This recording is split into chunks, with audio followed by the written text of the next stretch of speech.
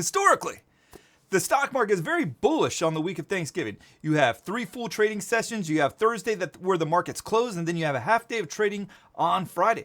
Like I said, overall, very bullish, but we're off to a pretty rough start here considering the price action that we're getting in the tech sector and what we're seeing in discretionary, yet you're still seeing some strength in staples, healthcare, industrial. So what does the rest of the week have in store for this market and going into the year end? Let's go ahead and take a look at its charts right now. So right out of the gate, you're going to see SPY still in the downtrend. Guys, nothing has changed since the beginning of the year on that. We're still with a heavy downtrend right there. Now, a couple of things that have started to get really interesting. You got this rising uptrend off of the October lows. That's still intact. There's nothing to worry about there. Then on the very short term, you have a bull flag-like pattern that is forming. So what does the bulls really need to do right here? They need to push out of this bull flag pattern. But when they do that, they're going to run right into some resistance here where the last 2 dead cat bounces has been stopped dead in its tracks by this declining resistance level. So that's really what we're looking out for. It doesn't mean that this bull flag pattern can't be played,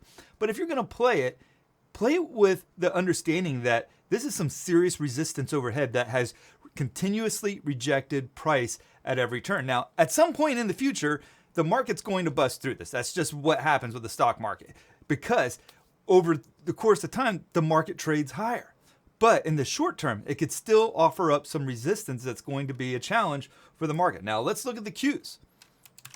And one of the things you'll see on the Qs, we'll zoom out a little bit, but price or volume has actually been tapering off quite a bit over the past few days. Now, you're going to see that continue throughout the rest of the week. You're going to see the volume on Tuesday and Wednesday continue to lighten as we get closer to Thanksgiving. And then on the half day of trading the day after Thanksgiving, it's going to be really light, man. I mean, we're going to talk about it's going to bore you to tears.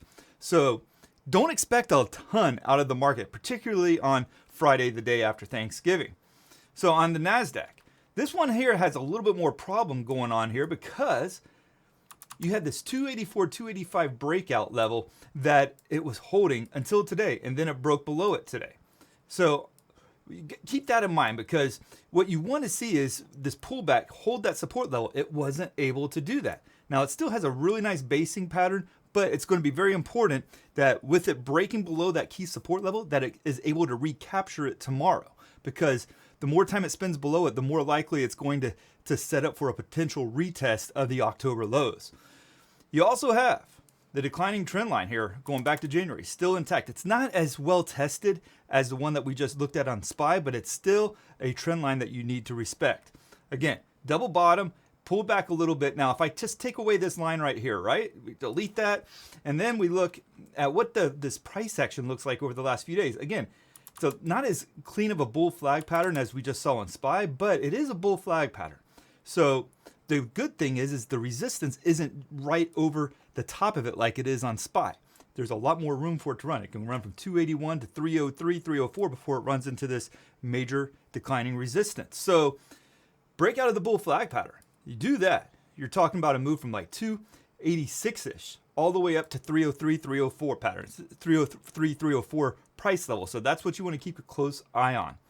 IWM, we talked about declining resistance levels. We're going to talk about it again on IWM because this one, it's playing out real time. It is testing the declining resistance and it's not doing a good job of breaking through it.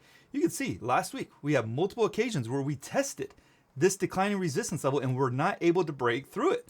Instead, we've pulled back. We've pulled back to this 20-day moving average, this green line right here that I'm zooming in on. Pull back to it, trying to hold it. And so it's managed to do that 2 out of the last 3 days. Now, will it be able to do that going forward? And then be able to break back above the declining trend line? That's going to be a huge move if it does because remember, the Russell 2000 is the only index that did not break its June lows. It held it really, really well, in fact. So this was the one that had actual relative strength, that there was a divergence in relative to the other indices. So this is your small caps. And it's going to be really important for it to be able to hold this 20-day moving average and break back above declining resistance. Now, a couple more charts I want you guys to look at. The first one, VIX. Check it out. We're at the rally lows. From where we peaked and at the highs of October, we're hitting new lows as of today. Down 3.3%. So it sets up for a move down to 19. That should be pretty good for stocks if that's to happen. But we saw the NASDAQ sell off over 1% today, despite the fact that the volatility index was down 3.3%. And it doesn't necessarily mean if the volatility index is down that everything has to rally, but usually they run pretty close to each other. And so you have a couple of other factors that we're going to look at here. First of all, the dollar. The dollar skyrocketed today. It was up 0.9%. You have a bullish island reversal that's trying to play out here. That's by its name, very bullish, right? So keep that in mind. There's some resistance for the dollar right around here at 29.41, or for UUP, this index fund here. If it gets up to there, it could reject, but in doing so, it's going to put a lot of pressure on the dollars as it travels up to that point. So in the meantime, you may see a little bit more pressure on equities if the dollar continues to rally like we've seen over the last 3 days. Let's look at the 10-year yield. This one actually looks a little bit more bearish to me. First of all, you got this bearish pattern here. It's a topping pattern, right? You got a couple of peaks here. It confirmed the topping pattern, sold up. Now you got a bear flag pattern forming in the very short term. Very tight, well put together bear flag pattern.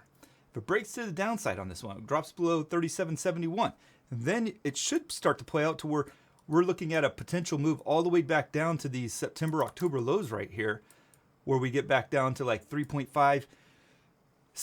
So keep that in mind with TNX. And finally, T2108, just to show you, the market has rallied quite a bit. 70% of stocks are trading above their 40-day moving average right now. That's a big deal.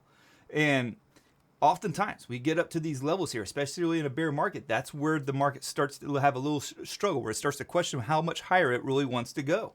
Now, in August and July, it went all the way up to 80+%. In fact, we are nowhere near that at this point. We're at 70%. So there's still some room if we're just looking at recent precedent here. Now, the rally off of the March lows, we got only as high as 64%, 65%. So we're above that, but we're not as high as we were from back in July and August. So the takeaway from all of this, yes, we're in a very bullish period for the market when it comes to the week of Thanksgiving.